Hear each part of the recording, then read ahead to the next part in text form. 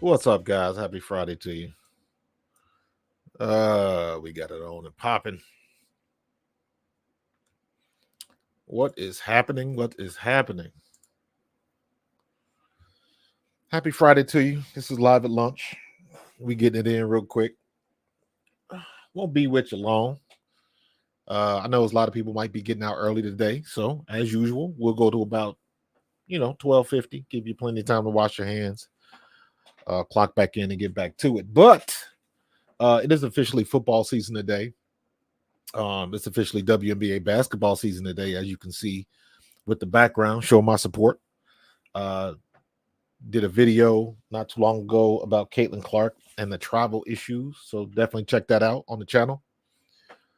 And of course, our 76ers went down in a heap last night. I shouldn't say in a heap. They came back to win it, but when your bench doesn't score any points, ain't really much you can do. Joel Embiid showed up, 39 points, but dog tired at the end. I'm not gonna really give him or bash him too much. What's up, Jason? I'm not gonna really bash him too much for the fatigue issue, because we can't forget that not even barely 2 weeks ago, he was just coming off the rest for the injury and all of that kind of stuff. So he was struggling through it, and it was showing at the end of the games. But I'm not going to really bash him for that. But it is, it's hard to even say you got to protect yourself, protect your body a little bit better, always getting hurt. And I still say that play he got hurt on, that dude jumped on his leg on purpose. I think that was a purposeful. I think there was intent there, and I'm curious as if the NBA has even looked at that. But yeah, it was it was a bad play. The dude jumped on his leg, and he hadn't been right since. And then when he finally gets right, you didn't think he was just gonna have the wind and the stamina as he did before, and what he had before wasn't great, but it was doable. Plus, he was playing at such a high level before he got injured, man. So it's just a shame the way that went down, and we got to deal with it, and we got to wait in a whole nother offseason to see what they're going to do next year. Hopefully, they're going to build around Tyrese Maxey, because he's transitioned as the new star on the team, not Joel Embiid. Joel Embiid is now a very important piece, but he's not the most important player, in my opinion. Jason, I'm right there with you. Tobias Harris was hot garbage. 29 minutes and 0 points. That was, I don't know. I don't know what that was. But he had his good days and his bad days. I wasn't particularly a Tobias Harris hater. I think he caught a lot of the heat because the Sixers gave him that big-ass contract. That is not his fault. If I'd have been in this situation, I would have signed that contract too. So can't blame that on him. He definitely didn't play up to the level of the contract. But again, that's not his fault. They paid him. He's a good player at times, but he is not consistent enough to warrant that much money. But the Sixers wrote that check, so they got to deal with it. He'll be gone this year. But he had a couple good games. He was not consistent, man. And for 180 mil, you got to be consistent, man. You're getting paid way too much money, bro. So we just got burned twice. We got burned on Ben Simmons. We got burned on Tobias Harris. And And in a couple of years, people are going to look at the big picture and look at his stats and they say, hey, he was a decent player with the Sixers.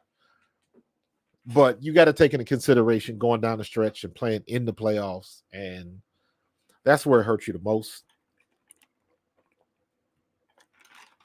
Because if Joel Embiid, in my opinion, if Joel Embiid doesn't get hurt and he managed to get through the entire season, they smash New York. They smash them. In even as limited and out of breath as Joel Embiid was, he was still putting it on. He was still putting up a show. Now, the one game that they lost, I know his stats weren't great, but for the most part, Joel Embiid has played above expectations after coming off an injury. He just needs to stay healthy the whole year. So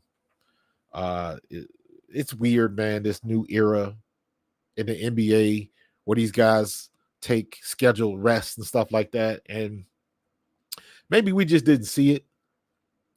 But the golden era of the NBA in the late 70s and on through the 80s and 90s, them jokers didn't take rest like that, man. They didn't take games off like that. And they managed to get through the whole season.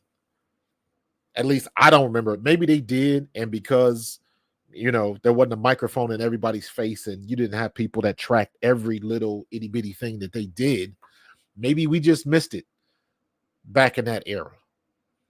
When Magic and Bird was going at it, and then when Jordan came into the league, heck, even the what was it, the 6 or 8 years before Jordan won a championship, I don't remember players taking days off like that. I just don't.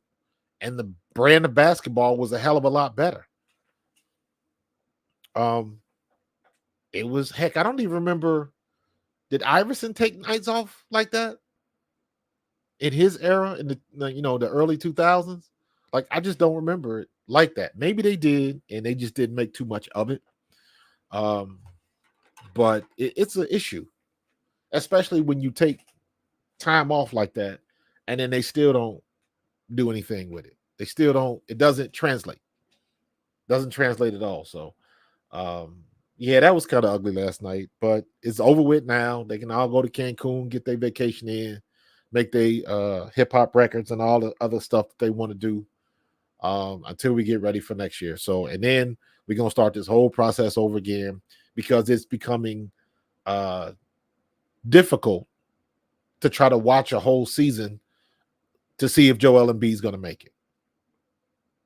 He started off like gangbusters. He was clear without any question the most valuable player in the league this year. He would have won, in my opinion, if he would have stayed healthy, he would have went back-to-back MVPs. He would have went back-to-back MVPs because he was playing better this year than he was last year. And it was clear. It was evident. There was no question. The year before, him and Jokic, there were arguments either way. I think it kind of should have went to Jokic, but I ain't mad at it. But this past year, this season, there was no question Joel Embiid was the best player in the league until he got hurt. No question. And it sucks that it ended like that. So once again, we can officially say that the process is over with, and maybe they're going to call it something else now. So I don't know. But so we'll see what's going to happen, man. We'll see what's going to happen. Hopefully we can get some from Tobias and we can keep that moving. So, and we know rookie camp is coming up. So technically we are officially in football season. Rookie camp is just a time for the guys to come in and get acclimated to what they're going to do here in Philadelphia. Guys get a chance to meet each other, kind of get some common ground, work out together, that sort of thing. A couple of the guys will get or most of the guys anyways, will get the iPad with the playbook in it, and then they'll keep it moving. So they'll see a little bit. People are going to go crazy over what they see in 2 days worth of footage because they're only on the field for a little bit. So rest assured, there'll be a couple of good catches, a couple of good pass breakups. I'm sure Quinyon Mitchell and Cooper DeJean will do something that'll ooh and ah the crowd, and then that'll be in the news. That's just the way that it goes every year on every team in every city. So at this point, we are looking for something to talk about with the Eagles that isn't draft related. And we'll keep it moving.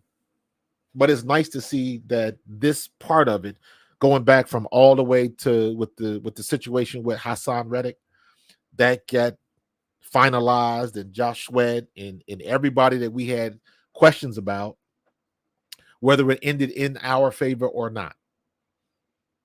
It got handled. Howie Roseman had a phenomenal NFL draft. Phenomenal. I don't think that can be argued. People are trying to find ways to discredit him and kind of dumb down what he's done, and you can't do it, man. Howie Roseman is that dude. What's up, Pop Philly, man? Wish the Eagles had got rid of Sirianni. I understand that sentiment, and let me be honest with you, I had that sentiment at the end of the Tampa Bay game last year, but I don't. I think he's the right dude for right now. Just based, and I'm saying this based on my experience with professional teams, and when I was with the Eagles, yes, it was a totally different time period. I understand that, but some of the dynamics never change. And I do believe we were close to having issues in that locker room. And I believe the reason why we didn't is because of the relationships that Nick Sirianni has with those guys. And some people want to not put a lot of stock into that. I do, based on my personal experience being on teams where coaches were fired for doing underhanded stuff. I've seen firsthand what that can do. I've been a part of it. It's not fun. So when the shit was hitting the fan, it is my opinion that if Sirianni didn't have the type of relationships, if he wasn't the type of guy that he is, it could have been a lot worse. It could have been a lot worse. No, you can't do that, Jason. That's a good question, though. That's a good question. You can't do that. You don't lose a side of the locker room. It's all or nothing. It's all or nothing. You guys we're staring at each other. That's Jason. That would be almost like saying, like when we was at Apple, where they lost the Genius Bar. That affects everybody. You know what I'm saying? What happens if the Genius Bar? Remember them times where something in the Genius Bar wasn't working and we couldn't repair phones, and so we got to pick up the slack on the floor, and it was a domino effect. It's the same way in the locker room, except it's amplified because you literally are sitting right next to each other. And me as a running back, my best friend could be a defensive back or a defensive end or something like that. So everybody is interconnected. So there's they lost the defensive side of the locker room. It don't work that way. It don't work that way. So because when stuff like that happens, everybody sees it. Everybody sees it. Yeah, I think Nick is the reason why we didn't. I think Nick. Well, first of all, I don't think it was as bad as people think. When you're not playing well, you're gonna have arguments and things are gonna be tense and fuses are gonna be short. That's human nature. Again, dude, I love using our Apple experience to the stuff that's going on around us because it's real stuff. Dude, you remember all them times where we would have to deal with them people when we knew we didn't have no phones available, or the easy pays weren't working, all of that type of stuff. It just makes everything tense, and we got to figure out ways to pick up the slack. Some of the stuff that they used to come up with, we thought was stupid. I remember when COVID hit, before they closed down the store, they had us all huddled in the back. So there was only a certain amount of people on the floor at one time. But we would have 30 people in the little backstage area. You know how small that was. It didn't make sense. We worried about COVID and you stick everybody in one room. So there you go, Jay. You know what I'm talking about, dude. So everything works together, and there's nowhere to hide in the locker room. You can't do that. So I believe Nick Sirianni doesn't have to be the greatest coach. He's got to keep everybody pointing in the same direction. That's his job. Well, PA Philly, man, we talked about that before. When you go from coordinator to head coach, things change. Things change. And it's not as easy as you think. Why do you think Andy Reid, why do you think him and Eric Bieniemy were so good together? And the offensive coordinator he's got now, or the defensive coordinator he's got now. Look at what happened with the San Francisco 49ers. Not being prepared in overtime. Assistant coaches matters. You look at San Fran's coach, he's the guru of the offense. Didn't help him much. What's up, Doomsday? So $8 million for a coach ain't that much money. Look around the league. I'm not going to you got to ask Jeff Lurie. Is his team.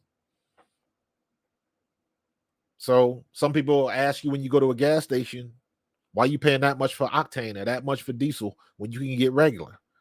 You can, but you pay for what you think is worth. So, and that's not like a 1-year deal. That's like, is that per year or is that whatever his deal was, and not for nothing, man. Eagles fans have short memories. And people just tend to forget. We've been to the playoffs 3 straight years under Sirianni. 3. So if you're gonna rip them, you got good reason to rip them. But if you're gonna do that, you got to look at the flip side. Because if we were 7-10 for 3 years straight, he would be gone.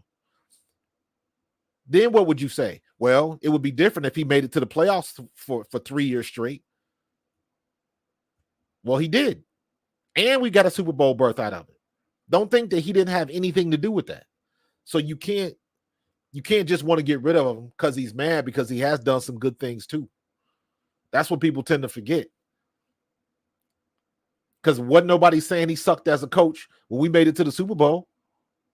Did nobody want to bring up the Flowers press conference when we were going to the Super Bowl? All of that stuff finally pays off. And guess what? He, just like every other coach in this league and every other player in this league, everybody's going to take their lumps one way, shape, or form. So you can't have it both ways. If we was all gung-ho for him, we made it to the Super Bowl, and some would argue it wasn't Nick Sirianni, it was Jonathan Gannon that cost us that Super Bowl. So if it's good for one, it's got to be good for everything. It's got to be good for everything. So I don't him being the CEO coach, that was just something for people to nitpick. All the people that wanted him gone, that's the reason that they want to nitpick. And if something happens and worst case scenario, we don't have a good year and he does get fired, everybody's going to say, well, I told you, I tried to say that last year. And it's like, so what?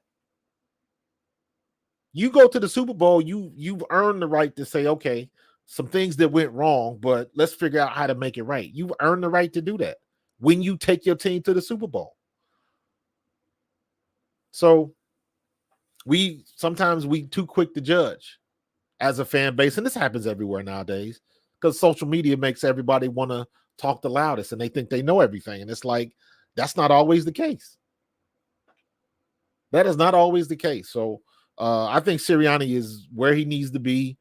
He's got a good relationship with these guys, and players love him. And I'm telling you, there's something to be said when your teammates like you.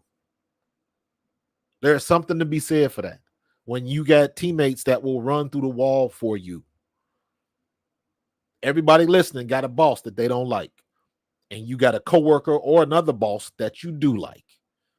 The people that you do like, you will run through the wall for. You will stay late. You will do extra. You will help them out. You will come over on the weekends, whatever the situation is. If you got a good relationship, people will go that extra mile for you, and everybody can't say that. Everybody can't say that.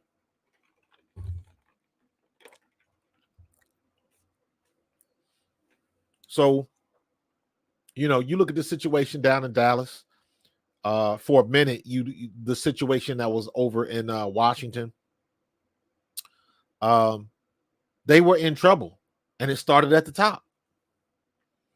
So there's a reason why we say Philadelphia is a destination franchise now, because I was around and I played when that wasn't the fact.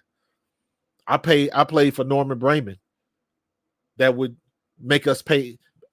Us on the active roster had to pay for extra socks and extra shoes and all of that kind of stuff. They would make us pay for that. So I appreciate being a part of an organization now under Jeff Lurie. Unfortunately, Jeffrey Lurie bought the team my second year. So I didn't really get a chance to benefit from all the stuff that he changed. And it wasn't a quick process. It took a while to get to that point. We didn't really start making advances in the type of organization we were until we built the link. Once the link was built, and then we had real facilities, and then NovaCare came into play, and everything was, I mentioned this before.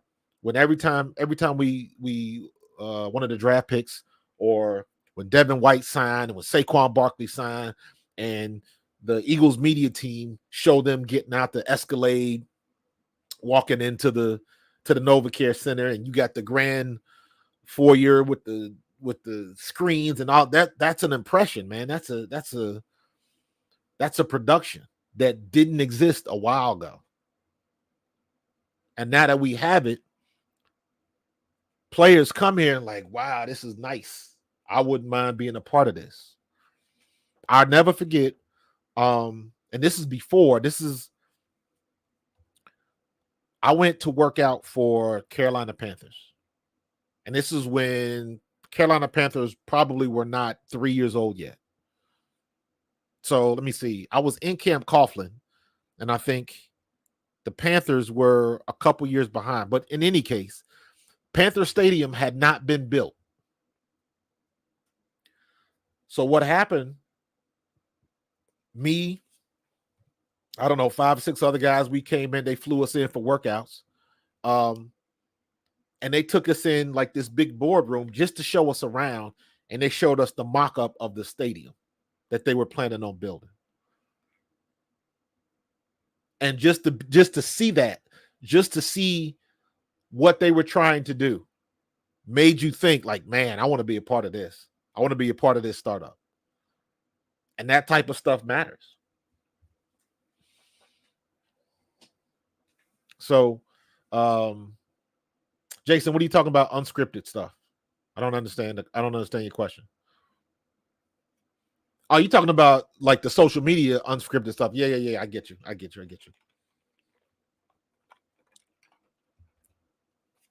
Yeah, Philly man. Jeffrey Lurie is a good owner. He is a good owner. And I don't, like I've said, when I go to alumni events and things of that nature, when I see Jeffrey Lurie, I'll shake his hand. He'll give me a hug. We'll talk for a little bit, and he'll go on his way. Yeah, McCaffrey did start with the Panthers. But Lurie was Barrett Brooks talked about this a little bit when I had him on. He was like, if I need to call if I got to call Jeffrey Lurie right now, he would pick up the phone and help me out. So he's got that type of relationship with guys. And I think by proxy, that is the type of dude Nick Sirianni is. And that matters. That matters. Why do you think a couple years ago we got Linval Joseph and Ndamukong Suh? So especially Suh. Suh is somebody borderline Hall of Famer. But those two could have went anywhere, and they chose to come here because we had an opportunity and everything was was right with our organization, and everybody can't say that, man. Everybody can't say that. When's the last time we had a not a scandal, but like something happened in the draft and we were kind of scratching our head? When's the last time that has happened for us? Jalen Reagor, maybe, probably. So I think we're past that. I think the fact that Howie has changed his thinking a little bit, that's made us a little bit better in that regard. And I just think we are one of the best organizations in this league right now. And Howie Roseman continues to put us on the map. We got good players. I was talking about Aeneas Smith. If you saw my Twitter post, I made the comment that, after that kid catches the ball, he runs angry. And I like that, man. And with Cooper DeJean, and I think the next thing I'm going to get into next week is trying to predict what our starting lineup is going to be on defense, because that's where it's going to be. I think Jeremiah Trotter is going to be right behind Nakobe Dean. I think Nakobe Dean might get, I don't know if they're going to give him the green dot or they're going to give it to Devin White. I don't know. And I'm looking for, I got to get in touch with some Tampa Bay fans because I want to know what the hell happened with him. Because he is talented. He is talented. I believe he was Defensive Rookie of the Year his first year in. The dude has got talent. So I want to know what happened to him and why he got benched. And normally, if you got that much talent and you getting benched, usually it's because of your mouth. So, and you get some people in the league, and some people they don't like being talked to a certain type of way, but you still have to understand that there's a hierarchy in every organization. And then if you upset that apple cart, man, they can have you on the way out of here. So I don't know if they sat him because of contract issues. Was he about to meet an incentive that they didn't want to pay? Whatever the situation was. So, yeah, Nakobe Dean hasn't proven anything yet. I liked what I saw from him when he was on the field last preseason. He made plays. He made some impact plays. Forced fumble on the goal line. On our goal line, we got the ball back. He did some things. So Jason, I didn't even know that, bro. I had no clue about that. I had to look that up. I did not know that. But I'm sure that can have some type of mental effects on them, and somebody's not all the way there. Absolutely, dude. If that's the case. Absolutely. But yeah, it's good to talk to some, fans down there to figure out, what exactly happened and what the situation was. We'll see. Everybody gets hurt until they don't. So yeah, Jay, I have to look that up, man. I didn't know anything about that. But we're in a good situation, man. We're okay. We got the right players. We had a great draft. We got enough bodies to fill in. And we got a lot of these young players. We got 9 draftees plus all of the free agents that we signed. But out of our draftees, I am guessing that at least 4 of them are going to get significant play time. And that's pretty damn good.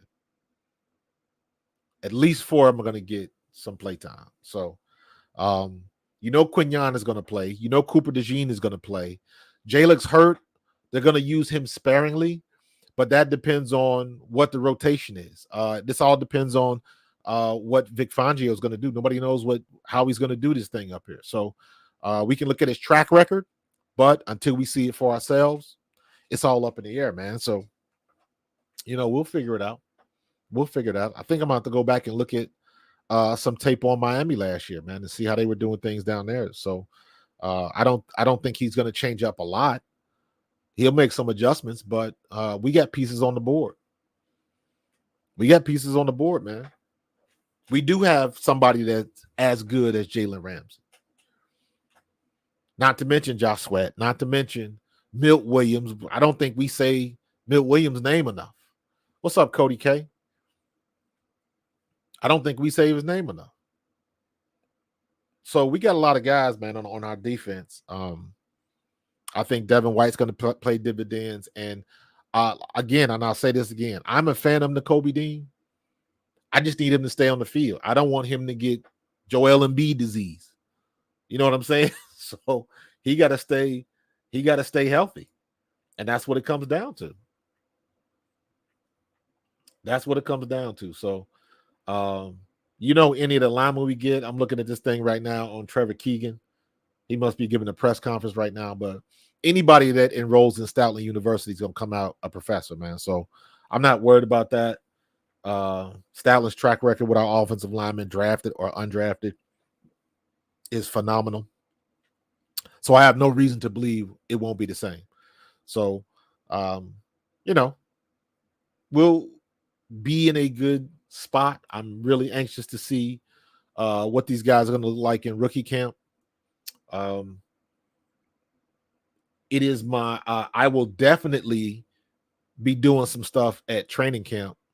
I know they have alumni day at training camp. I will definitely be trying to attend that this year.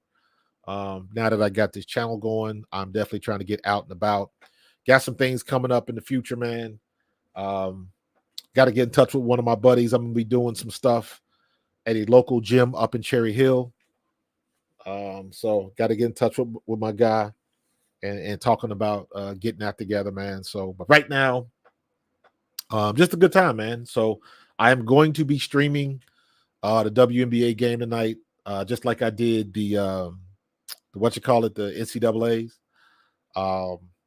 So that should be fun tonight. Looking forward to that. Philly Man is saying Carter should do, yeah. I think Jalen Carter, now that the freshman pressure is off of him, I think he'll be fine. And I think he's got a year to get acclimated, a year to get in the weight room. The only thing, and this is just a personal bias to me, the only thing that bothers me about Jalen Carter, and I'm saying this specifically about this one post I saw of him, and he was in a club. I don't know if it was a strip club, normal club, wherever.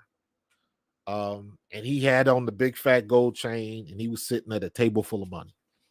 So that makes me think it was a strip club, but I could be wrong. And I was the first thing I thought of. I was like, come on, dog. I was like, that's not the places you really need to be. And the one thing I can't understand about these players now, because they used to talk about this when I started. When I started in '93, they had just started like the rookie symposiums and all of that kind of stuff.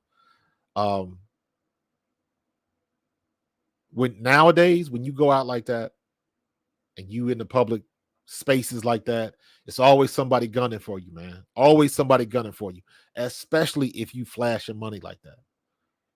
Especially if you flashing. You don't you got to keep that tight. Don't let nobody know where you are. And now everybody want to stream it, want to post it. You get, look at Ja Morant when he got in trouble and he posted when he got his guns and all that kind of stuff. It's like, man, don't do that.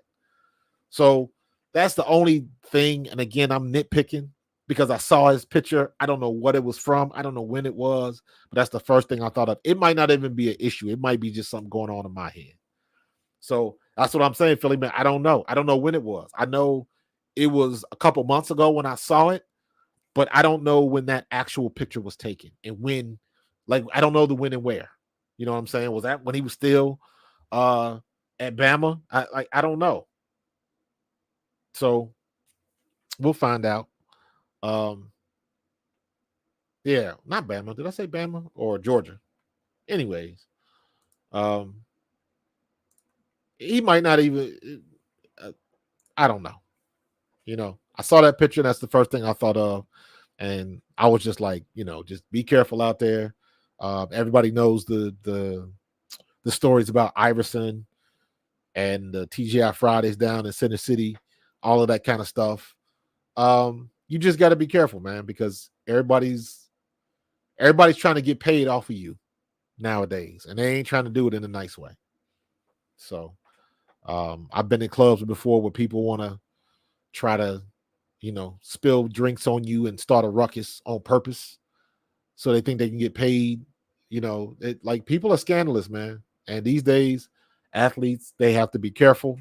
I say this all the time. If I was a professional athlete in this day and age, everybody always talk about you want to bring your boys with you. I would have somebody on my payroll. His only job is to drive and film. That's it. Maybe I have two different people. One person can drive. Uh, his job is not to drink when we go out. And I'm saying this, and I'm not a drinker, but when we go somewhere, you always driving, so you never drink. Whatever we eat, whatever anything else, I got you. And then I would have another guy, another one of my people, and I was like, man, you gonna have the camera on me everywhere I go. Everywhere I go. You're right, man. Everybody's after the money. Everybody's after the money. Everybody's trying to find a way to get paid. So it is dangerous out here, man. I see how people react. I see how people hate on you when you got it like that. Luckily, I was never in spaces like that because I didn't make a lot of money like when I played. I didn't, so I wasn't trying to hang out with Randall and or Randall didn't go out anyways. But you had your guys on the team that would try to floss a little bit, but that was never me. So in this day and age, it's dangerous, man. They will try to catch you and they'd be likely to, videotape you doing something and put it on AI and change it up a little bit. So you just got to be careful, man. So, but yeah, it's all good. So, y'all get ready to enjoy y'all weekend. Like I said, if you want to hang with me while the WNBA game is on tonight, I will be streaming that. I will be doing it like I did the NCAA finals, where I can't stream the game because that's copyright, but I will have the box scores up and reacting off to the box scores. And I got to see, I know my nephew's playing again. So I'll be having Australia basketball one of these days. I got to find out. I'll post that up soon enough when I find out what the schedule is. So Westbrook was not on my team. I was way before Westbrook, bro. Way before Westbrook. I played 93 and 94. The running backs on my team was myself, Vaughn Hebron, Herschel Walker, James Joseph, and Heath Sherman. So we were the 5 running backs. So way before Westbrook, way before like Ike Reese. I was a couple years before Barrett Brooks. So yeah, I'm old. What do you want from me? But I'm gonna get out of here, man. You guys get back to it. Get ready to clock back in and finish your food, whatever you're doing. I appreciate you joining me on this Friday. Hope I see you tonight when the WNBA game starts. It should be interesting. So I'm very interested in doing some commentary. I think I was a year or two before Barrett, because Barrett started in Pittsburgh, and then he ended up coming to Philly at the end. So and then he stayed in the area. So I believe because I know Barrett, I believe is 50 or 51, and I'll be 54 in a couple months. So I think I am 2 or 3 years before Barrett Brooks. So, but yeah, go back, Philly man. Look at my channel, and I had Barrett on with me a couple weeks ago. So it's always fun when Barrett comes on, man. We have a good time. So, but yeah, check that out. Definitely check that out. But I'm gonna get up out of here, man. You guys enjoy your weekend. Come back tonight so we can watch the WNBA together and see what they got going on, man. All right. You guys enjoy your weekend. Be safe, and I will holla at you on the next one. Go Birds.